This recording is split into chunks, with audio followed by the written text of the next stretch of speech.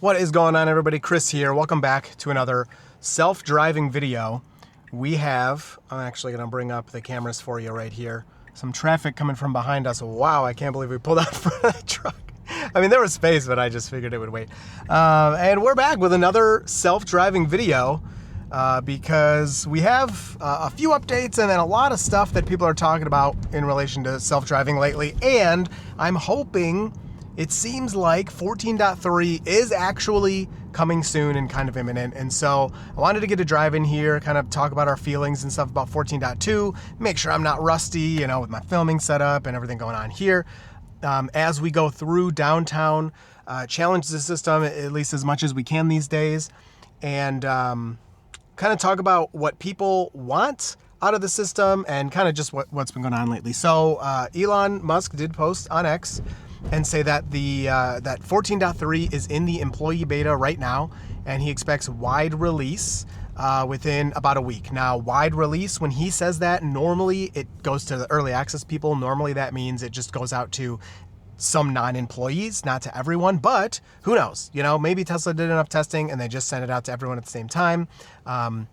It's not like that's never happened. They have done that with releases before, but usually these bigger point releases that they've been working on for a long time, I'll let it park here. They send out to very few people first, and then, sometimes it's a week later, they'll send it to more people. Sometimes it's a month later, they'll send it to more people. Sometimes it's one day later, so you just never know. But because of just it being in that employee beta, that usually means it's like imminent. Like it could be days or a week, like he said. Now, the negative part about that is that he posted that on April 1st, on April Fool's Day, and so everyone's like, come on, man, why is this the day you're posting that? I don't think it's a joke. I think just unfortunate timing of when he posted that.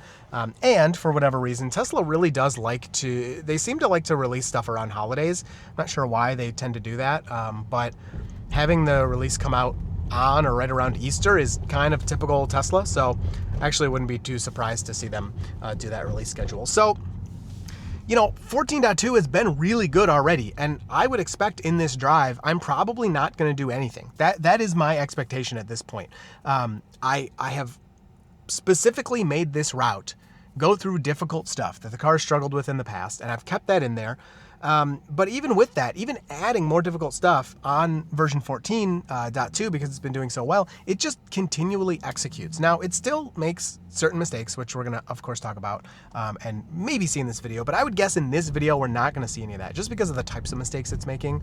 I would guess that the car is going to do everything here. And it kind of gets to a point where you're like, okay, it drives itself. Obviously, we still have to pay attention legally. There's still a nag. Like if I pick my phone up and start texting, the car's going to yell at me. That's also illegal.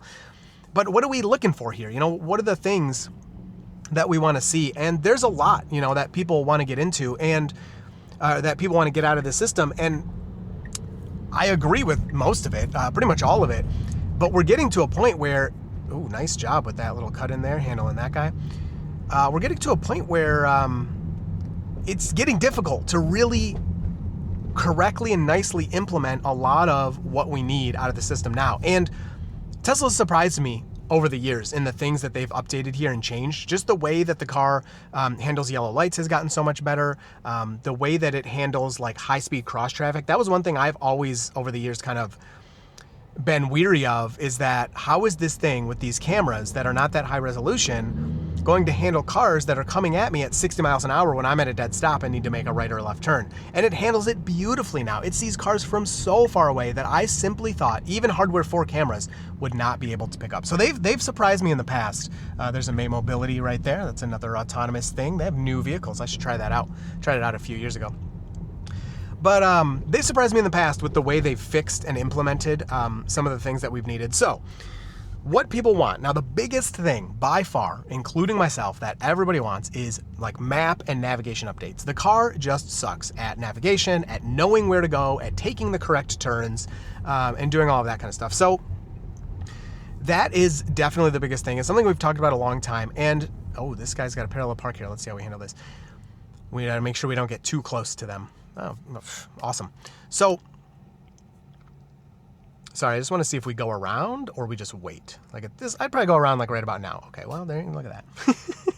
they gave me a little wave through the window, and FSD keeps going. I don't know if the car saw that little wave, but I mean, it could have. You never know. We've been talking about, this navigation stuff for a long time, and it's something Tesla's actually been working on actively in these 14.2 updates, because, we got 14.2.1, .2.2, all these little updates. It's something they've actively been working on, and at the same time, working on in the background. So things have been changing without software updates, which I've gone into that before. I don't want to go into it too much right now because it's a lot, but Tesla can change things on our vehicles without a full software update. Like, settings can change, different flags in the way that FSD behaves and works and reacts to things can change without you actually getting an update to your car. So those things can change. Not huge, but they can. So navigation is the biggest thing. I had actually yesterday, my car took the wrong exit on a roundabout, and that caused it to want to take like a mile detour to do a huge like loop around to come back to where we were supposed to go. And I simply just turned right into a parking lot and turned around. And it was just like the most brain dead obvious thing of what you should do in that situation, because, people miss turns and stuff. I've obviously missed turns before, and you just be like, oh, you get in a parking lot, you turn around. The car wanted to take this insane route to eventually just end up going back in the same direction and come all the way back, like double back, and when it could have just turned into a parking lot and turned around. So stuff like that, like, really needs more intelligence, but just more map data, because it shouldn't have missed that turn in the first place. It shouldn't have missed that roundabout exit in the first place, but it did, and it just did a terrible job of trying to fix its mistake. A few other obvious things that are really needed, like Cybertruck still doesn't have summon or smart summon. Not having dumb summon is insane to me. There's got to be a reason why they haven't put that along with actually smart summon on there. If you only have a Cybertruck and you're kind of like, I want actually smart summon so bad, like, don't get me wrong, some people use it, but trust me, it's not that good anyway, and I basically never use it. Sometimes in the rain, I'll use it to get the car to me. If it's raining really hard and the parking lot is empty, there's not a lot of people around. I don't know why this guy's not going, because we have a green light. See, FSD should be honking here. Oh, well, now he's got to wait for the cyclist. Maybe, I don't know what's, no, and then he goes straight. Okay, I don't know. I don't know what he was waiting for.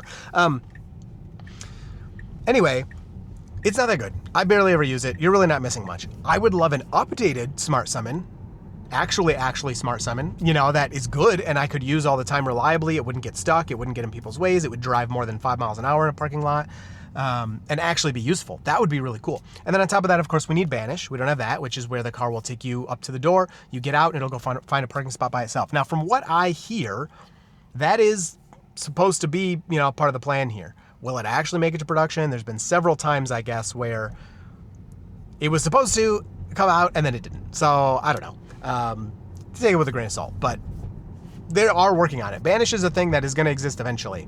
But if these things actually become fully autonomous, it's kind of like, do we really need that? It's one of those weird things. So those are like the obvious things that we really need. And then on top of that, Tesla needs, let me skip this red light. So there's our green. Really nice job here. We're full of cars over here, but this is a turn, if you've been watching a long time, that the car used to mess up all the time. It was really, really bad. And then we also need support for hardware 3 people. We still don't know what Tesla's doing. They said by the end of quarter 2, which we're just now getting into quarter 2. The latest update from Tesla is that by the end of quarter 2, they're going to have do something, for hardware 3 people. Hopefully that'll happen. They got 3 more months to meet that deadline, and they're giving hardware 4 people updates. Maybe. We haven't actually gotten one yet. Hardware 3 people, they're long in the tooth. They haven't got an update for over a year. It would be really nice to see that. And, I've also really been enjoying the Tesla Dashcam now, that it shows the information that FSD was active so that I can share clips, because sometimes, things are happening when I'm not filming a video and I want to share them. Now, if you want to get the most out of your Tesla Dashcam features that are always recording everything going on around your car as you're driving, you have to check out today's sponsor, The Key from Matter. The Key is a smart USB device that replaces the USB stick that's already in your Tesla. Tesla will automatically overwrite any driving footage after just 1 hour of driving, but with The Key, you can retrieve footage that's up to 5 hours old without having to think about pressing a save button or honking your horn. On top of that, that, the footage you get from the key is the full quality out of your Tesla cameras, as opposed to the default solution from Tesla that gives you really low quality saved footage. The app that goes along with the key is awesome. It shows you all of your FSD stats. Anytime you honked the horn, hit the brakes, took over from FSD, turned FSD on, and it allows you to pull footage from any of those events. If you have footage from another part of your drive that you want to pull, all you got to do is click on the map wherever you want and you can download that footage. The key was incredibly helpful when my wife Stephanie told me that somebody drove over the yellow line and almost drove headfirst into her Tesla. She didn't need to press a save button or anything. All I did was go in the app, I saw where she disengaged. I even requested some extra footage from earlier in the drive, which wouldn't have been saved even if she did press the record key, and I was able to view exactly what happened in higher detail than in the Tesla app. These FSD moments are amazing, and if you get a key, I have partnered with Matter, and you can send your clips directly to me through their app. I would love to see all your impressive, awesome, scary, or weird FSD moments, so definitely use my link down below, get your exclusive discount, and start sending me your clips, and you might see them on a future video of mine. Thank you to Matter for sponsoring this video.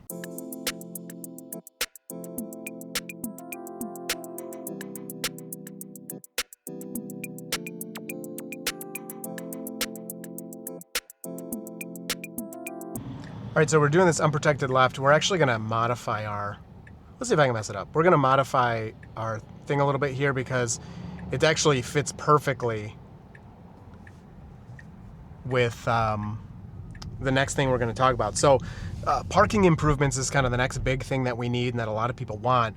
And what's very funny is we were just at the Ann Arbor Hands-On Museum, which is one of our typical routes we go to. Ooh, I think I wanted to turn right here and it was closed, but maybe not. It's one of our typical places we go to, and every other time we've ever gone there over the years, well, when I've led it, the car turns into the parking lot and parks. Now the problem with that parking lot is it's tiny, and the car always pretty much tries to park in handicapped parking spaces. And so this time it parked on the side of the road, and we haven't had an update since the last time I've tried that. So something changed in the background with how it likes to park, where it wants to park, something with the map data relation to make it park in a different spot than it ever has before. Now, we're gonna try it one more time just to see what happens. But what's funny is this is the next thing I wanted to talk about is parking improvements, because the car, in my experience, let me know down below what it's like for you, but in my experience, the parking is actually really good. When we first got parking in version 14, it was insane how accurate it was at sliding into the spot. Like, it was always perfectly in between the lines. It would back in, it would pull in, it would diagonal parking, it didn't matter. Parallel parking, it was, well, parallel parking has sucked. Everything else was so good. Then it got bad for a minute, but now it has gotten really good again.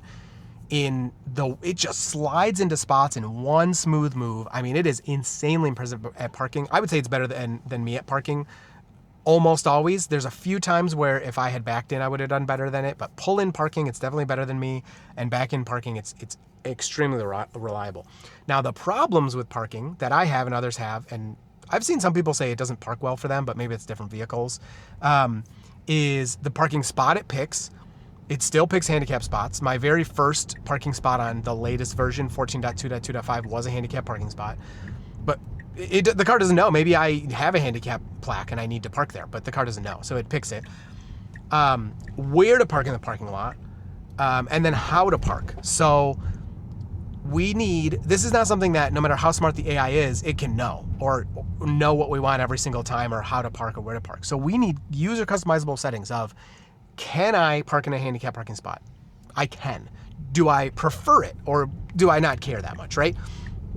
And then let's see if it pulls into this parking lot here. Yeah, see, it's gonna park on the street again. And it's never ever done that before. And actually the parking lot's full, so that's kind of wild. I can't imagine it saw that from, because it was already planning to park here. But it has never ever parked on the street here. And I think Tesla may have seen that I over and over again was showing that it kept parking in handicapped parking spots, and they changed it. That's my conspiracy anyway. All right, let me edit this really quick. And I'm gonna force it to go through this difficult alley. So I have to drive manually, unfortunately. But I'm gonna force it in here. And we're just gonna turn this on and see if it will keep going here. Nice, we always like to go down this alley. It's very difficult, obviously a single car width, and it's very hard to see when we do this turn up here. So how I wanna park, like handicap, if I can, if I want to, etc. Where in the parking lot I want to park. Do I want to park close to the door, far away from the door? Do I want to stay away from other cars? Do I want to back in or pull into my parking spot? So there's a lot of just personal preference in where you park and how you park, right? And the car can't know that. So we're going to need settings to enable that. So we've pulled up quite a bit. I mean, now the car can easily see in all directions, but it's still, yeah, pulled that off, no problem. Very nice. And then another thing that would be really nice is like avoid parking next to other cars, right? Because, you know, if you can, I mean, I don't know about you, but I like to park farther away, get some extra steps in, you know, it's good for you anyway, and try to not park next to people because you don't know if they have kids, they're going to whip the door open and hit your car or whatever. You know, I don't have a Cybertruck anymore, so I have to worry about that kind of stuff. So yeah, there's a lot there. And this kind of relates to Banish, because if they do include Banish, and if we're hopping out of our car and it's just going and parking somewhere, imagine you hop out and then it goes and parks in a handicapped parking spot and then you come back to a ticket, you know, and it's obviously just very rude. We don't want to do that anyway. So there's a lot of like customizable stuff we need there. Now, the next thing past parking that is very big, and I would say it's kind of related to navigation maps, at least a little bit, is the speed limit handling. Give me my max speed back, Tesla. I'm not giving up. I have a whole army of people who are with me that we want to be able to set a max speed. And I'll give you a very specific example, again from yesterday. I was in a construction zone, and Stephanie complains about this as well. And the construction zone speed limit is 60 miles per hour. Now, this is very hyper local, but it matters. If there are construction workers there, they sometimes will change the speed limit. Like when workers present, it's slower. If there's no workers, you can go faster, which I think is kind of weird because you won't always know if there's workers. But anyway, just kind of etiquette is that if there's people working on the road, you're going to drive slower anyway, right? You want to be safe. You don't want to endanger anybody. If it's Sunday, you know, afternoon, and literally there's nobody working and there's no traffic, you might want to drive a little faster, right? That doesn't mean I want to drive 80, you know, or 75, which is 15 over in the construction zone where all the fees are doubled. But with standard speed in the construction zone, it showed 60 miles per hour right here on the screen. The car in standard wanted to go 75. That's 15 over, way too fast. That's a gigantic fat ticket, and there were cops there. But in chill, so not sloth, but the next lower setting down, it wanted to go 62, which was way too slow. And yes, I'm getting nitpicky, but that's the point of having a max speed, is I am in control. I am responsible for tickets. I'm preaching to the choir here because I know a lot of you agree with me. Not all of you do, but a lot of you do. But Tesla might be listening, and they need to know to give us back the max speed. Then I could set Mad Max, and I could have a max speed of 68 miles per hour, which is what I wanted to go in that construction zone. There were no workers around. Traffic was going about that speed, about 68 to 70 miles per hour. Nobody was going 75, and I did not want to be weaving in and out of traffic in a construction zone. And there was literally zero way for me to control that. I either could go way too slow and, you know, get everyone angry around me. I could go way too fast, or I could drive manually. And none of those were what I wanted at that time. So, max speed. We're never giving up. Next up, we'll talk about reducing the nag a little bit more. So we've already had a nag reduction. You can see here, I've been chilling, talking to you. I haven't had a single nag this whole time. They've updated some of this here. That's nice. A lot of this was closed for a long time. I forgot about that. So pause from the updates. This is usually a really difficult crosswalk. So we'll see if FSD is going to do this. It just has a ton of people like to go through here. I really think they should put like a pedestrian bridge or something with ramps on each side so that you could get across without impeding, because cars will back up here for, 10 minutes. It'll be crazy. Anyway. Oh, yeah, almost. Nope, we got one more. So, yeah, we're getting a nice clearing here, but nope. And then that human waited for us, which she didn't have to. She could have just ran right across. Anyway, that was handled really nicely. Really, really nicely. We've already had a nag reduction. Obviously, you can see here I haven't been nagged. People want a further nag reduction, and I kind of agree. The nags are really good for me. If I start goofing off too much, the car will start to yell at me, which I think is the right way to go about it right now. Waiting for some more pedestrians. Wow, very nicely. Wow. Just the way it handled everybody kind of moving together there. It very slowly moved through, which you have to do in this downtown environment or you'll never get anywhere. That was, man, it's so good. I don't even know what we're doing or where we're going here. Whatever, let's see what happens. I think a further nag reduction, I just don't want people to abuse it. You know what I mean? Because the nag, you cannot turn left here, so I don't know what you're doing. Oh, it's just rerouting, cool. The further nag reduction is nice until you are goofing off and, you know, you run over a squirrel or you run over a giant piece of metal in the road and get a flat tire or damage your car or hurt somebody. Then the nag reduction is not good. So it's a weird thing. I get it. But I feel like the nag's in a really good spot right now where I'm literally making a whole YouTube video right now. It's not nagging me, right? So I'm checking like for notes. I have notes on my phone now, which I never used to do with FSD. So I don't know. I'm a little on that. Potholes are the other huge one, which right now in Michigan with everything thawing, we're getting huge holes in the road like this, all these different sizes, they're huge. And they will explode your tire. And FSD, I've had it avoid a couple of them, but like a couple out of like 100. So it has some very, very limited ability to do that, but it's not good enough and it needs a massive improvement. And then the last thing that's really a concrete kind of like, yes, this needs to be improved, or like things that people are experiencing, is the wipers. They're still not that good. In this Juniper Model Y, it's still the only one that can do the special camera cleaning where it like takes the wiper and just does this right over the cameras.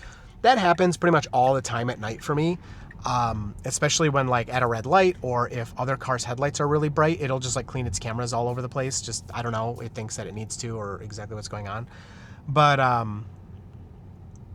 you know, that's something where the wipers are still not that good. They're better than they've ever been, and like we haven't gotten any phantom wipes here, which cloudy days used to trigger it a lot, which is funny, because it kind of makes sense.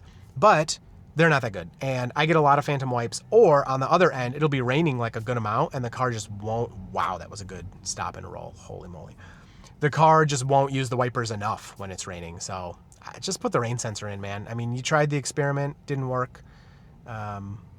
So I would say it's rain sensor time. That's my opinion. Okay, so I got a couple other things that are a little more far-fetched, but I think are cool. So number one, something that Elon mentioned was the Grok controlling the car. Like you talk to Grok and like you say, you know, the example would be like, oh, this parking spot that you picked, it's not very good. Could you actually move the car 3 spots to the right, you know, or to the back of the parking lot? And then the car would be like, oh, okay, and it can contextually understand what you're asking for just with natural language. And I think that's where kind of a lot of all of this tech is going if everything keeps evolving the way it has been. Oh, this is our destination. So it's just going to loop us around. Let me just edit this real quick and we'll get to the last one here. That's coming eventually. I mean, you know, it could be 3 years from now, but that's a very cool, you know, thing that a lot of people were wanting. Speed trap detection.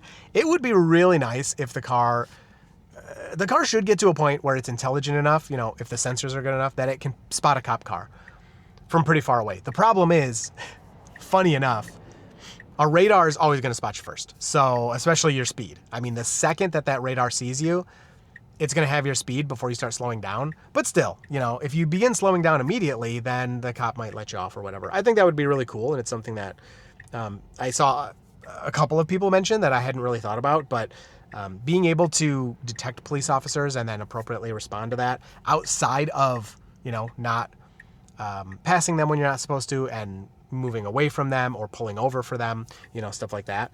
On top of that, having kind of that next level would be really nice. And then something that I think would be really, really nice, still the left turn signal on here. That is not, what is happening? This is not our final destination. This is not Pinball Pete's over here. What? Did they move it? Hold on, let me see what's going on here. Okay, I guess that's our final destination. They must have moved it. Pinball Pete's used to be way over here somewhere. So I'm not sure what's going on with this final destination. But a lot of people are talking about like a conditional level 3, which would mean basically the car lets you not pay attention. Like you have to be ready to take over. So you could sit here and look at your phone as much as you want. And then when it beeps, you have to be ready to kind of, you know, take over. You can't sit in the back seat. A conditional level 3. So that would be true in certain conditions. Like it's a sunny day, you're traveling below 40 miles an hour and, you know, I don't know, there's no pedestrians around, something like that. Or on the highway, you know, you can look at your phone as long as you're ready to take over. I don't think we're there yet, and again, that's a lot of regulation stuff, but to be fair, the regulations have been moving more towards autonomous vehicles.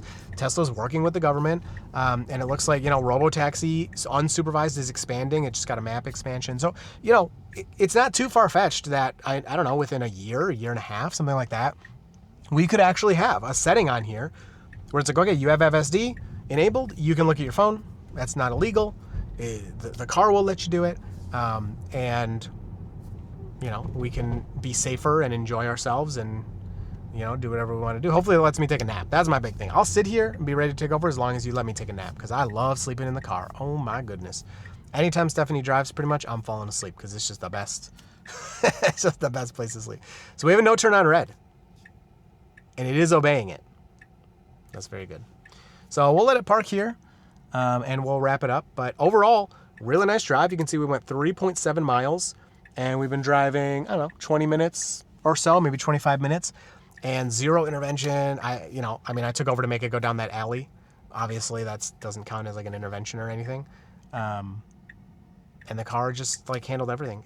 It's wickedly impressive, and that's kind of like the point of what we're talking about here is it's so cool to see it do all this stuff, but we still want an update. But what do we want? What do we want out of this update? What do we want to see? And there's a lot. I mean, there is a lot of fine things that can be kind of improved and implemented. So I'm curious what it's going to do here. All those parking spots are full. We'll see what it decides. So stop here. Obviously no parking here. There's a fire hydrant right there. So it's just going to loop around. All right, I'll let it do one loop to see if it finds a parking spot, and we'll call it there. But either way, it did really well at this point. Oh, it's going to go in the parking garage. Let's see. I don't want to go in the parking garage. So, all right, we'll call that the end of the video. Hope you enjoyed, and you will see me in FSD in the next video.